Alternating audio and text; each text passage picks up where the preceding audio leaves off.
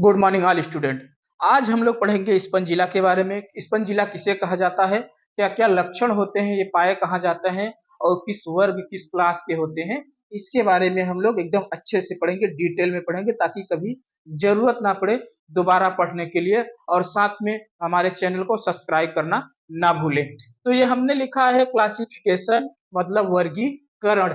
किस वर्ग के होते हैं, जिस प्रकार से एक परिवार को, एक बच्चे को जानने के लिए उसका परिवार होता है, किसके माता पिता कौन है, ये किस गांव का है और किस शहर का है, इसी प्रकार से जो होता है इसका क्लासिफिकेशन भी रखा गया है कि ये किस जगत का है, किस ब्रांच का है, किस फाइलम का है, किस क्लास का है, किस सब क्लास का है, किस आर्डर का है।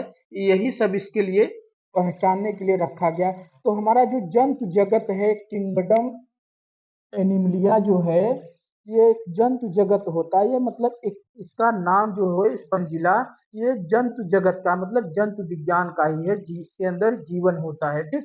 शाखा जो होता है मतलब ब्रांच वो जो होता है पैराजोआ होता है। इसका जो ब्रांच होता है मतलब इसकी जो शाखाएं होती हैं वो पैराजोआ से होती हैं। ये पैराजोआ है। और संघ पोरीफेरा मतलब ये फाइलम जो है, ये क्या है, पोरीफेरा का है। मतलब कि आप कह सकते हैं कि जो मिलता जुलता लक्षण होता है वो फाइलम जो होता है, इसका ऑर्डर फाइलम होता है, क्लास ऑर्डर। तो ये पोरीफेरा का फाइलम है।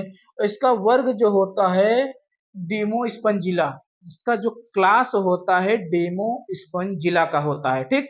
तो इसका उपवर्ग जो है, उपवर्ग जो होता है मतलब सब क्लास होता है मोनेक्सोनीडा जो होता है, इसका वो उपवर्ग होता है। और जो गण होता है हेल्पोस्कैनिराइड होता है, हेल्पोस्कैनिराइड जो होता है इसका ऑर्डर होता है।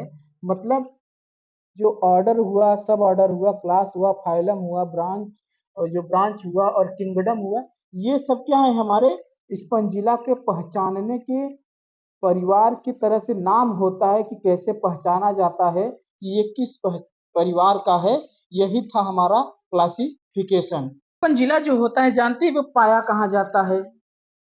ये स्पंजिला जो होता है वो तालाब, पोखरों, झीलों आदि के पत्थर जो होते हैं उनमें छोटे छोटे या फिर पत्तियां होती हैं या फिर टहनियां होती हैं, उसी पे क्या होते हैं असंभित पिंडों में स्पंज काय, मतलब स्पंज काय के एक गुच्छे के नुमा क्या होता है वो रहते हैं उसी पर।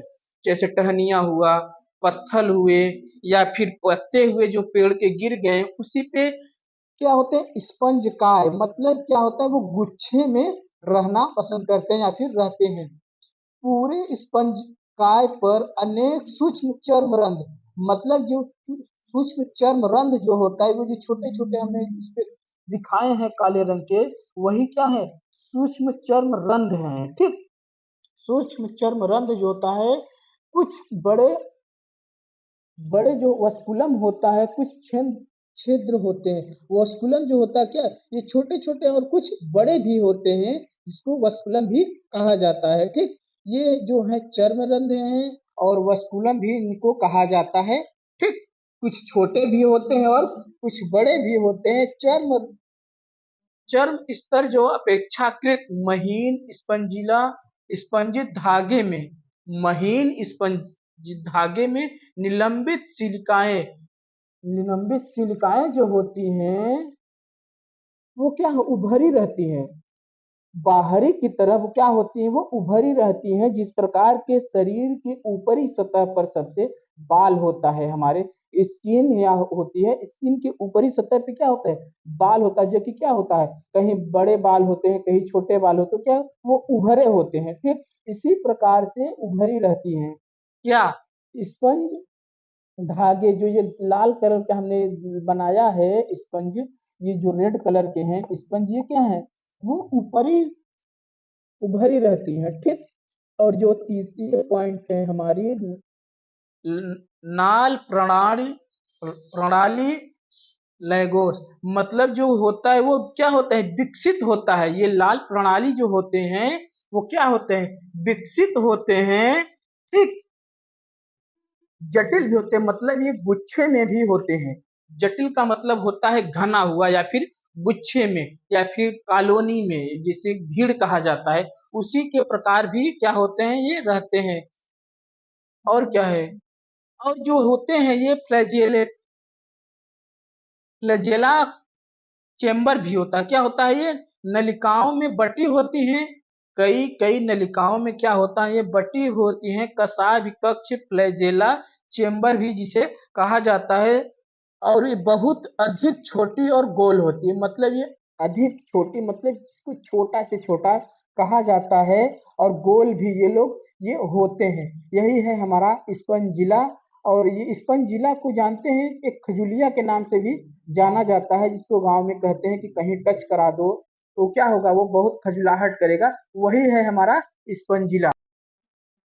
लैंगिक जनन, मुकुलन द्वारा जाड़ों के अंत में पूरी स्पंज, मतलब कि स्पंज जो होता है वो ठंडियों के लास्ट होते होते अखंड छोटे छोटे भागों, छोटे छोटे भूरे से मुकुलन बन जाते हैं। मतलब जब ये ठंडी खत्म होता है तो क्या होता है, ये जो स्पंज होता है, स्पंजिला होता है, वो मुकुलन के छोटे छोटे भूरे अखंड रंग, अखंड भागों में क्या होता है, मुकुलन बन जाते हैं। मतलब कि मुकुलन के रूप में वो क्या होता है कि बन जाता है और स्पंज काय समाप्त हो जाता है।